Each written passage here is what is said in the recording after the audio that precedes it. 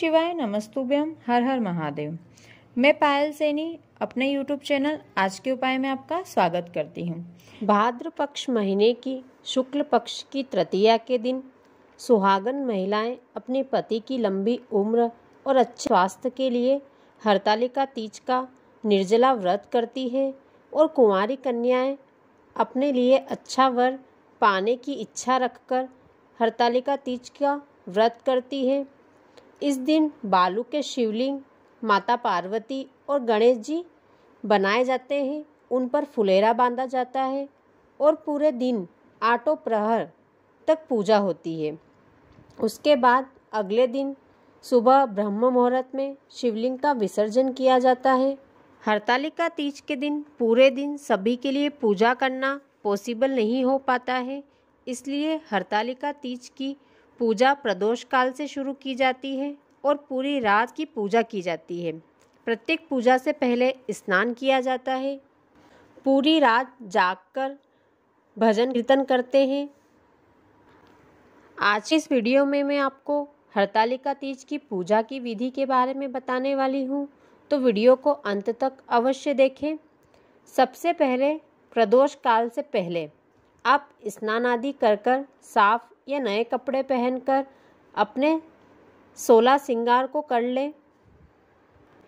अब प्रदोष काल से थोड़ा पहले जहाँ आपको शिव पार्वती की पूजा करना है, वहाँ सबसे पहले आप ऊपर फुलेरा बांधें।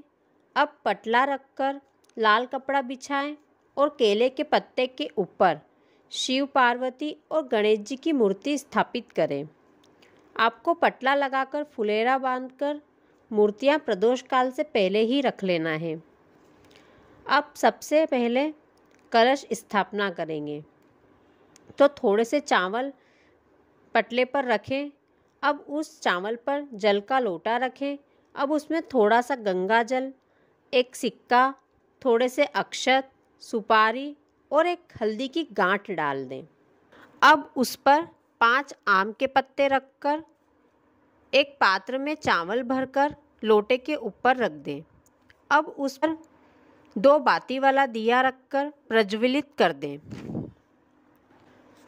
अब सबसे पहले जल से माता पार्वती का, भगवान गणेश का और भगवान शिव का अभिषेक करें। इसके बाद सभी को पंचामृत से अभिषेक करवाएं। पंचामृत से अभिषेक करवाने के बाद सभी को फिर से जल से अभिषेक कराएं। अब माता पार्वती को, भगवान गणेश को कुमकुम से तिलक करें और कलश पर कुमकुम से स्वास्तिक बनाएं। भगवान शिव को कुमकुम नहीं लगाया जाता, इसलिए उन्हें चंदन का तिलक लगाएं। अब माता पार्वती को, भगवान गणेश को और भगवान शिव को अक्षत चढ़ाएं। इसके बाद माता पार्वती को चुनरी और गणेश भगवान और भगवान शिव को जनेऊ अर्पित करें। इसके बाद सभी को मोली या कलावा समर्पित करें। कलश पर भी कलावा बांध दीजिए। अब माता पार्वती को हल्दी, मेहंदी, जो भी श्रृंगार की टोकरी आप लाए हैं, साड़ी के जोड़े के साथ समर्पित कर दीजिए। इसके बाद भगवान गणेश को दूर्वा समर्पित करें। भगवान शिव को अष्टगंध, अबीर, गुलाल और भांग भस्मी चढ़ाएं। इसके बाद भगवान शिव को शिव की प्रिय वस्तुएं बेलपत्र, शमीपत्र, आंकड़े का फूल, धतूरे का फूल, धतूरे का फल, सभी शिव की प्रिय वस्तुएं समर्पित करें। अब सभी को जितने प्रकार के आप पुष्प लेकर आए हैं, वो पुष्प सभी को एक एक करके समर्पित करें। 5 ऋतु फल जो आप लेकर आए हैं वो समर्पित कीजिए। 7 वृक्ष की पत्तियां जो आप लेकर आए हैं उसे समर्पित करिए। अब जो मिठाई या घर पर बना मीठा आप भोग के लिए लाए हैं, उसका भोग सभी को लगाएं। गली हुई चना दाल या चना यदि आपके पास है तो वो समर्पित करें। अब माता पार्वती को 5 बार सिंदूर माता पार्वती की मांग में भरिए। सिंदूर थोड़ा ज़्यादा लगाएं, क्योंकि आखिरी पूजा के बाद आपको माता पार्वती से सुहाग लेना होता है। इसके बाद अब एक नारियल पर मोली लपेटकर दक्षिणा रखकर समर्पित कर दीजिए। अब आपको हरतालिका तीज की व्रत कथा सुनना है। कथा सुनते समय अपने हाथ में 5, 7, 21, 11 चावल के अक्षत अवश्य रखें। कथा सुनने के बाद वो चावल के अक्षत माता पार्वती के चरणों में छोड़ दें। इसके बाद कपूर या अलग से एक दिया लगाकर सभी की आरती करें। आरती करने के बाद आरती को पानी का छिटा देकर ठंडा करें। आरती ठंडी करने के बाद सभी को माता पार्वती, शिवजी, गणेश जी सभी को आरती दें। अब हाथ जोड़कर माता पार्वती जी से, भगवान शिव और गणेश से पूजा में हुई त्रुटि के लिए क्षमा मांगें और अपने पति, बच्चे और परिवार की सलामती, लंबी आयु, धन वैभव की कामना करें। हरतालिका तीज की पहली पूजा प्रदोष काल में संपूर्ण हो जाना चाहिए। इसी प्रकार आपको हरतालिका तीज की चारों प्रहर की पूजा करना है। आखिरी पूजा में जब आप माता पार्वती को सिंदूर लगाएं, तब वह सिंदूर अपनी मांग में भी लगा लीजिए। माता पार्वती को बिंदी लगाएं, फिर वह बिंदी आप भी लगाएं। माता पार्वती को मेहंदी लगाएं, फिर वह मेहंदी आप भी अपने हाथ की सबसे छोटी उंगली में लगाएं। माता को काजल लगाएं, वो काजल आप भी लगाएं। इसी को सुहाग लेना कहते हैं। इस व्रत में रात भर जागकर पूजा, भजन, कीर्तन किया जाता है। व्रती को जहाँ पूजा होती है वहीं रात भर रहना चाहिए। हरतालिका तीज के व्रत का उद्यापन 13 वर्ष के बाद होता है।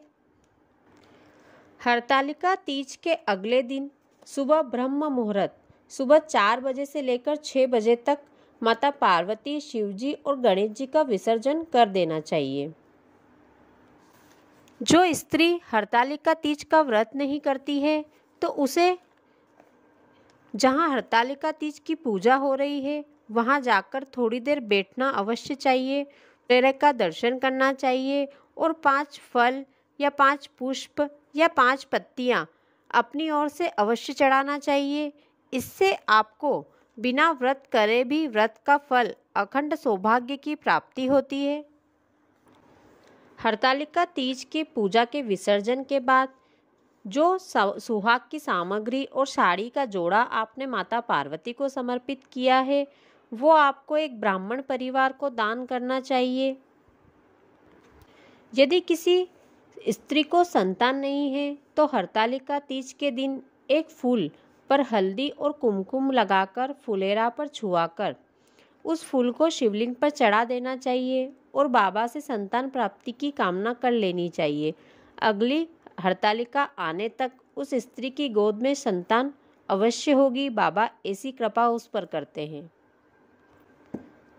जिस लड़के या लड़की का मंगल विवाह नहीं हो रहा है तो उस लड़के या लड़की को हरतालिका तीज के दिन 7 फुलेरे के दर्शन अवश्य करना चाहिए। आप 7 फुलेरे के दर्शन अलग अलग किसी के घर जाकर या 7 अलग अलग मंदिरों में जाकर कर सकते हैं।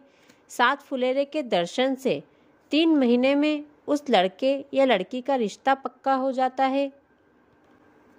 जिस स्त्री का पति बहुत बीमार रहता है या उसे कोई बहुत बड़ी बीमारी हो गई है तो हरतालिका तीज के दिन फुलेरे के दर्शन मात्र से आपके पति का स्वास्थ्य बिल्कुल स्वस्थ हो जाता है।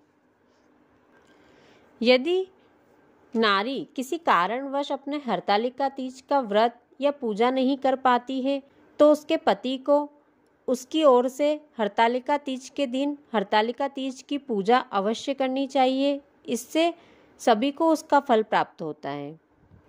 हरतालिका तीज के दिन फुलेरे के दर्शन करने से सभी तीर्थों के दर्शन का फल प्राप्त होता है। यदि हरतालिका तीज के दिन आप हरतालिका तीज का व्रत नहीं करती हैं लेकिन फिर भी आपने हरतालिका के फुलेरे का यदि दर्शन भी कर लिया है तो आपको हरतालिका तीज के व्रत का फल, आपको अखंड सौभाग्य की प्राप्ति होती है। वीडियो को आखिरी तक देखने के लिए धन्यवाद। यदि वीडियो अच्छा लगा हो तो वीडियो को लाइक और शेयर करें।